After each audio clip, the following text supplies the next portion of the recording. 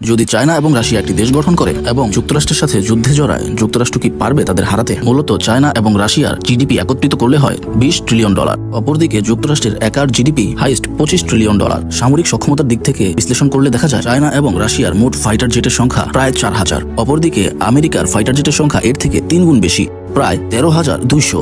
China এবং রাশিয়ার এয়ারক্রাফটের সংখ্যা 4টি, অপরদিকে আমেরিকার এয়ারক্রাফটের সংখ্যা টোটাল 11টি। আর টোটাল সৈন্য সংখ্যার দিক থেকে বিবেচনা করলে চায়না এবং রাশিয়ার টোটাল সৈন্য সংখ্যা প্রায় 3.2 মিলিয়ন, অপরদিকে আমেরিকার সৈন্য সংখ্যা টোটাল 2 মিলিয়ন।